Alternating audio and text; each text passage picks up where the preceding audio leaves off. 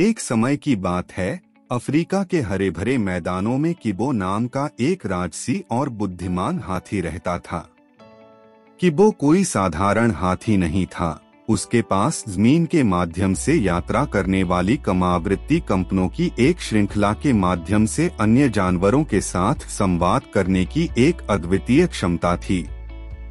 इस असाधारण उपहार ने उन्हें अफ्रीकी सवाना के सभी प्राणियों के बीच एक सम्मानित व्यक्ति बना दिया। बहुत छोटी उम्र से किबो हमेशा अपने आसपास की दुनिया से आकर्षित होता था। उन्होंने विभिन्न जानवरों की आदतों को देखने और उनके तरीकों के बारे में जानने में घंटों बिताए। उनकी जिज्ञासा और ज्ञान की प्यास बेजोड़ थी। झुंड के अन्य हाथी किबो की बुद्धिमत्ता से आश्चर्यचकित थे और अक्सर जरूरत के समय उनका मार्गदर्शन मांगते थे। एक धूप वाले दिन जब किबो घास के मैदानों में घूम रहा था, उसने चिंतित मृगों के एक समूह को एक साथ इकट्ठा होते देखा। उनकी आंखें डर से भरी थीं। चिंतित होकर वह उनके पास आया और धीरे से पूछा कि उन्हें क्या परेशानी हो रही है। मृग कांपने लगे और शेरों के झुंड के बारे में बात करने लगे जो मैदानी इलाकों में आतंक फैला रहे थे और कमजोर जानवरों का शिकार कर रहे थे। किबो ने ध्यान से सुना और उन्हें आश्वस्त किया कि वह इसका समाधान ढूंढेगा। अपने साथी प्राणियों की रक्षा के लिए दृढ़ संकल्पित किबो ने अपने पशु मित्रों को एक बैठक के लिए बुलाया। जिराफ, जेब्रा, गैंडे और कई अन्य लोग आसपास इकट्ठे हो गए। उनकी नजरें किबो पर टिक गईं। उन्होंने विकट स्थिति के बारे में बताया और एक योजना प्रस्तावित की। हाथी कमजोर जानवरों की रक्षा के लिए अपने मजबूत शरीर के साथ एक विशाल दीवार बनाते थे, जबकि तेज गति से चलने वाले जीव खतरे की स्थिति में झुंड पर नजर रखते थे और उन्हें सचेत करते थे। जानवरों के बीच एकता विस्मयकारी थी। उन्होंने अथक परिश्रम किया, एक किले जैसी बाधा का निर्माण किया जिसमें हाथी अग्रिम पंक्ति में थे। उनकी शक्तिशाली सूंडें आपस में जुड़ी हुई थीं।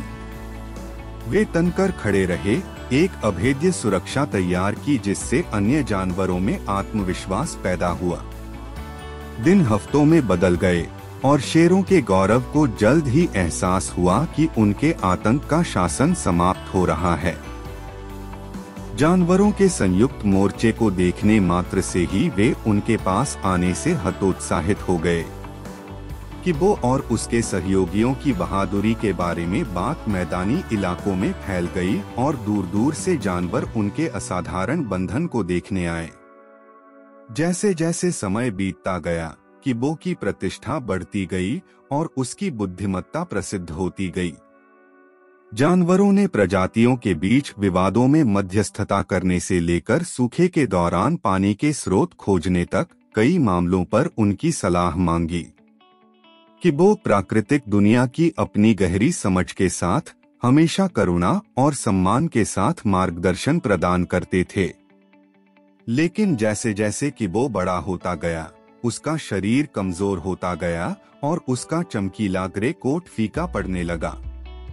किबो ने जो कुछ किया उसके लिए आभारी जानवर आखिरी बार उसका सम्मान करने के लिए एकत्र हुए। उन्होंने सवाना के सभी प्राणियों की उपस्थिति में एक भव्य समारोह का आयोजन किया। डूबते सूरज की सुनहरी रोशनी में किबो विशाल जनसमूह के सामने खड़ा था। उसकी कोमल आंखें कृतज्ञता से भरी थीं। उन्होंने प्रत्येक जानवर को उनके विश्वास और सहयोग के लिए धन्यवाद दिया और उनसे व्यापक भलाई के लिए मिलकर काम करना जारी रखने का आग्रह किया। अपने अंतिम शब्दों में उन्होंने उन्हें याद दिलाया कि उन्होंने जो बंधन बनाए थे वे उनके व्यक्तिगत मतभेदों से परे थे और एकता उनके अस्तित्व की कुंजी थी। जैसे ही सूरज क्षितिज से नीचे डूबा, किबो ने शांति से अपनी आंखें बंद कर ली, यह जानकर कि उसने अपना उद्देश्य पूरा कर लिया है। जानवरों ने उसकी हानि पर शोक व्यक्त किया, लेकिन उसके द्वारा छोड़ी गई विरासत में सांत्वना पाई।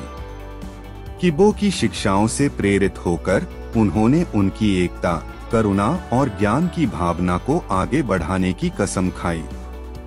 और इस तरह बुद्धिमान और महान हाथी किबो की कहानी दूर दूर तक फैल गई और आने वाली पीढ़ियों को एकता की शक्ति, विविधता की ताकत और इस पृथ्वी को घर कहने वाले सभी प्राणियों की रक्षा करने और उन्हें संजोने के महत्व की याद दिलाती है।